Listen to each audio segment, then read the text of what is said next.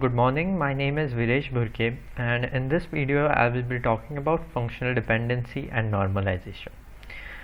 So what is functional dependency?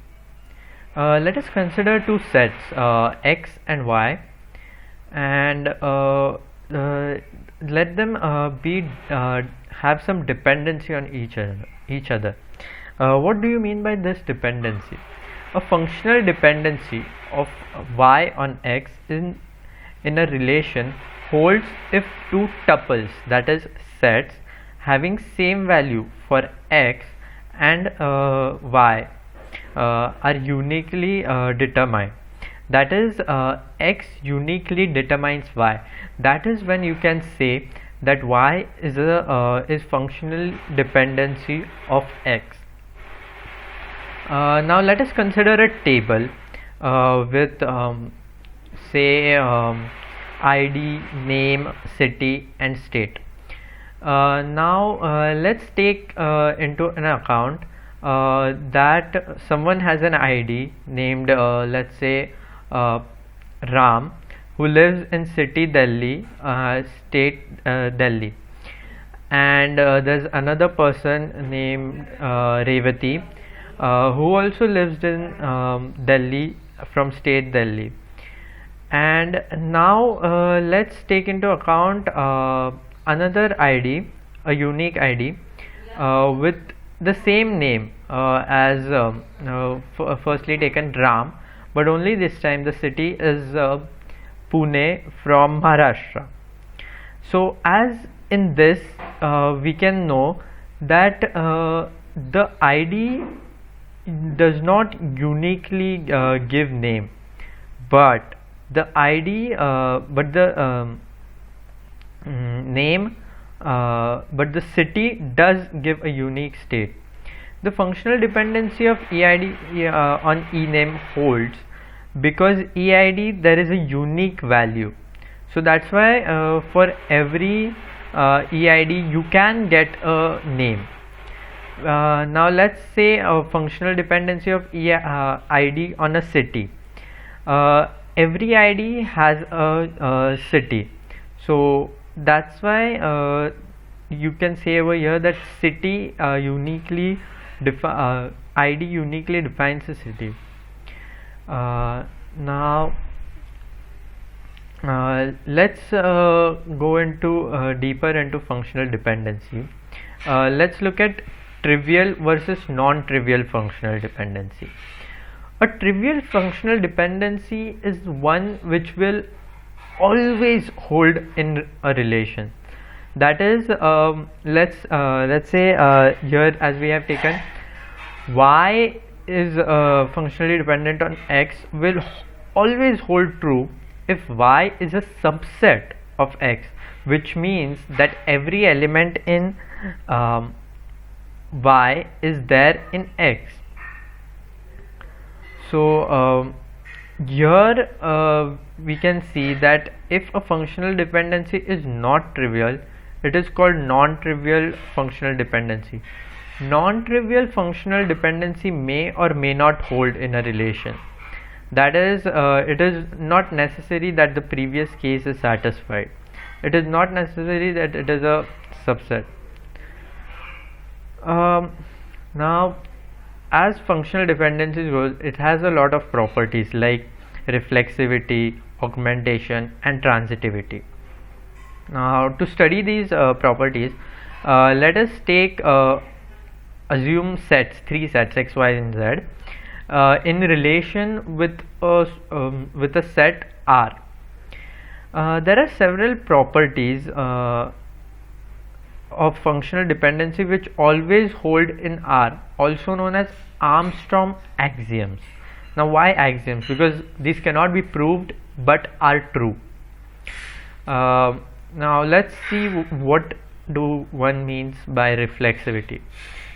If y is a subset of x, then y is dependent on x. Example here as ID and name, and y represents ID. So as you can see, ID will be in x because x contains ID and name. Now let's move on to the second dependency, augmentation.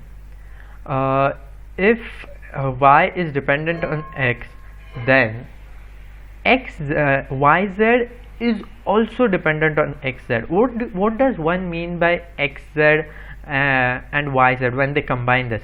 Well, it means that they are combining two sets. Let's say x represents id, y represents name, and z represents city. Then when you combine id with city, it is also dependent on name and city when combined in a set. That is augmentation. Augmentation can be referred to as, in simple terms, as addition. Now the third property, transitivity. So if y is dependent on x and z is dependent on y, then that means z is dependent on x as well. An example can be taken as x as id, y as city, z as state. So if city is dependent on id and state is dependent on city, then the state will be dependent on id as well. Now let us look into an example of attribute closure. So here, as you can see, they have given a set R with eid, ename, ecity, estate. They have also given functional dependencies, in which here they have shown eid to be dependent, ename to be dependent on eid, ecity to be dependent on eid, estate to be dependent on eid, and estate to be dependent on ecity. The attribute closure of eid can be calculated with these functional dependencies. Now first let's add eid to eid set, then with the functional dependencies given, we can add all the other parts which are dependent on eid to eid set. In this case, these are ename, ecity, and estate. These can be derived from eid. So we'll add them directly to eid set, closure set. But as you can see over here, that is all for eid state. Here we will then get eid with eid, ename, ecity, and estate. Similarly, we can do for the other ename, ecity, and estate. Here, as you can see, ecity is also associated with estate, whereas all the other just have ename has ename, estate has estate, whereas ecity has ecity and estate, because in the previous functional dependency they had given that estate is dependent on ecity as well. Now let's talk about finding candidate keys and super keys of a relation using the functional dependencies of a set. Before we get into this, what is a super key? The set of attributes whose attribute closure is set of all the attributes of relation is called super key of relation. For example, in the earlier table we had the functional dependencies as well, the eid with all the attributes dependent on one common attribute, that is the eid, that is ename, ecity, estate, dependent on eid, and estate dependent on ecity. So let us now calculate all the attribute closures formed by different sets of combinations. Here, as you can see, we have eid and eid with ename, eid with ecity, eid with estate, eid, ecity, estate. All of these, as you can see, are formed with all with belonging all the other attributes in their sets, which means that the main attribute can be has all of the other dependent on it. As you can see, all the attributes are dependent on these sets. They are all the super keys.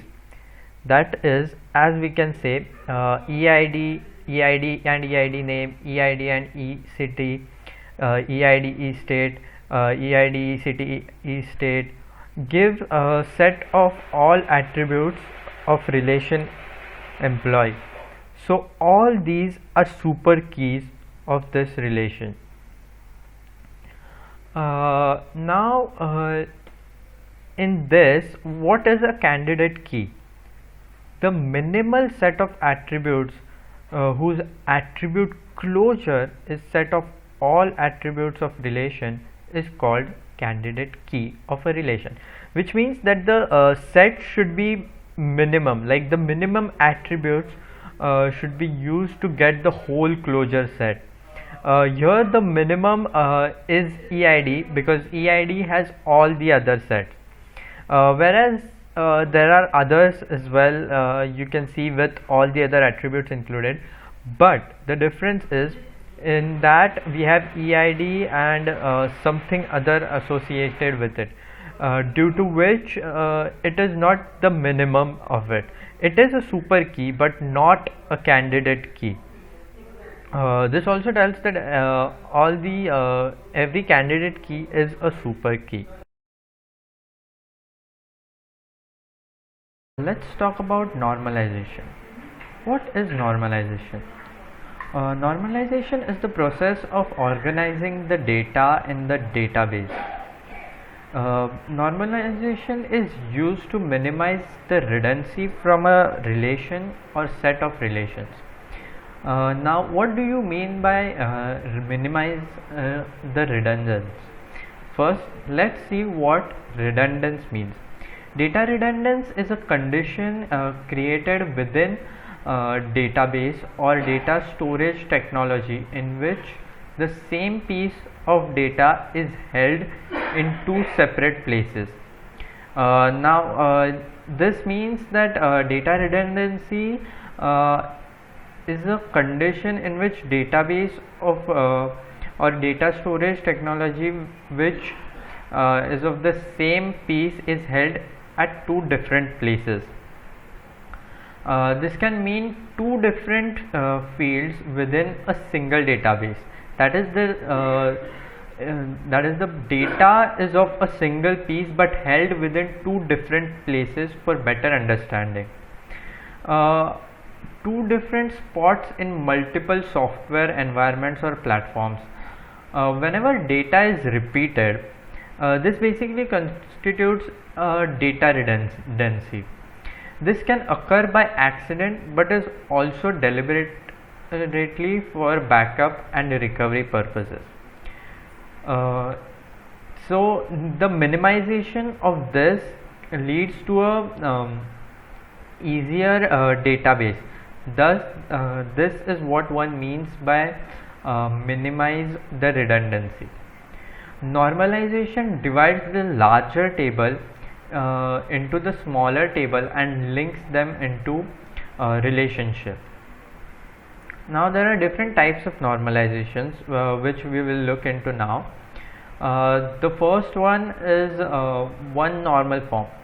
What is one normal form? A relation is in one normal form if it contains an atomic value. So a single data is associated to another single data. Like it shouldn't be clubbed together. They should all be separated. The next one is two normal form. Now in two normal form, a relation will be in two normal form if it is in one normal form and all non-key attributes are fully functional dependent on the primary key. So all the non-key attributes, they should be dependent on the primary key. The single key, they should be dependent on that one key, which will help us link the two data. Then the third normal form, a relation will be in three normal form if it is in two normal form and no transition dependency exists.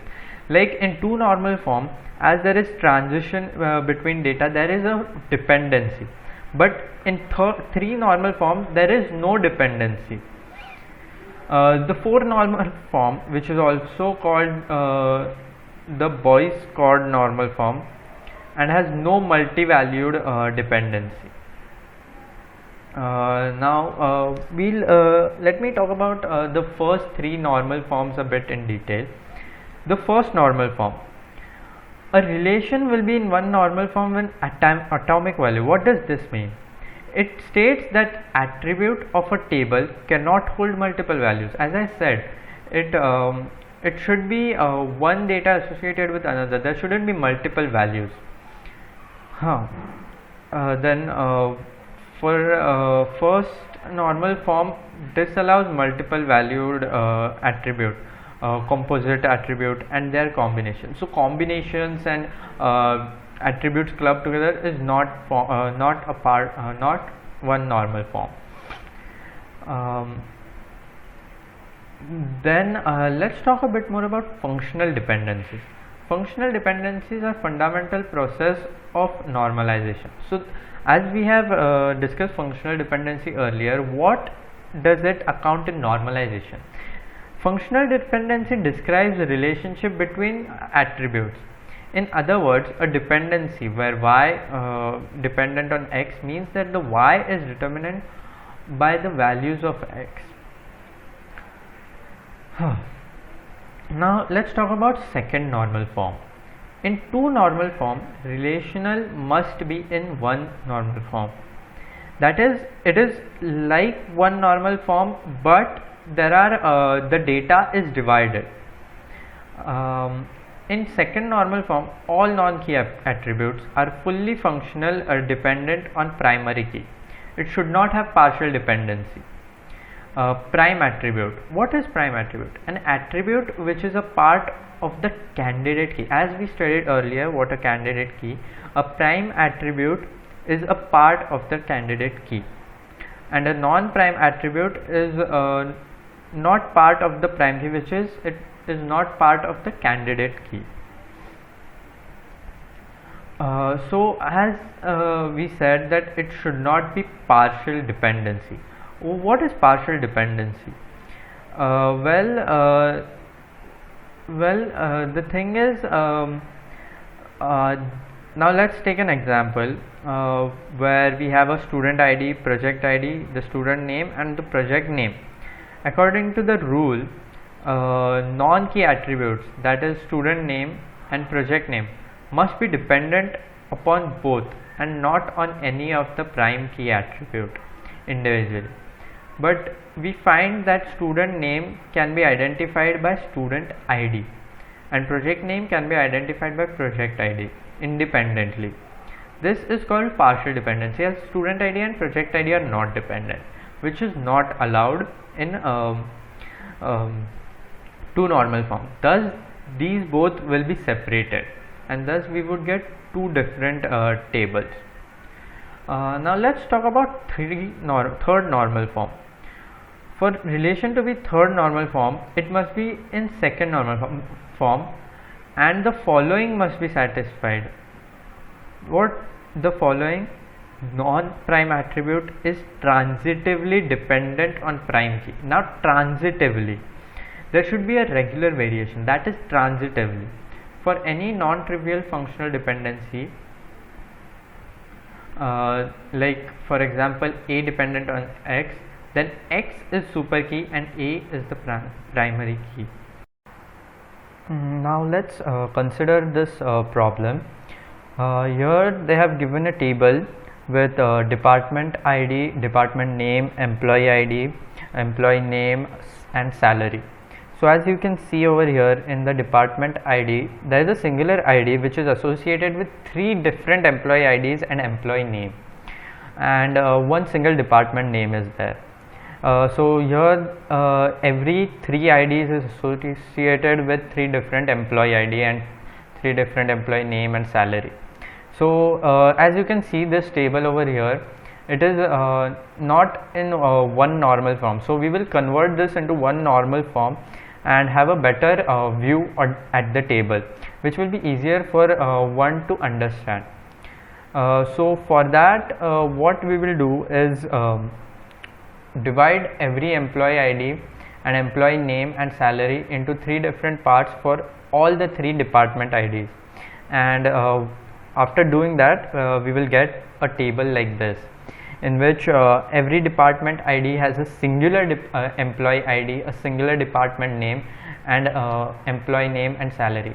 Here the department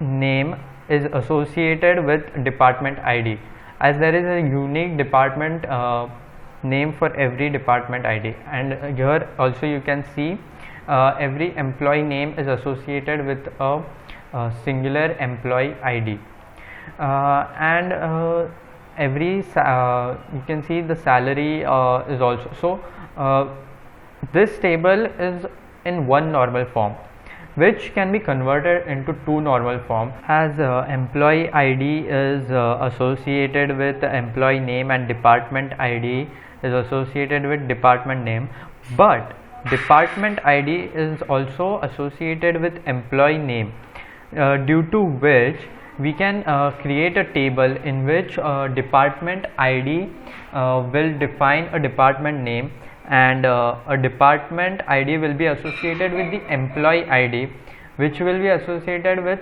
different employee names, thus eliminating an extra column of department name. But this data will not be lost. This will be stored in a different table and can be accessed easily. So thus it will create a two normal form table like this. Here this is a table name as employee, in which we have employee ID, employee name, salary, and department ID, and the second table of department in which we have department ID and department name. So here department ID can be used to get the department name, and thus we get a second normal form table. Thank you for watching this video. I hope it was informative and helped you.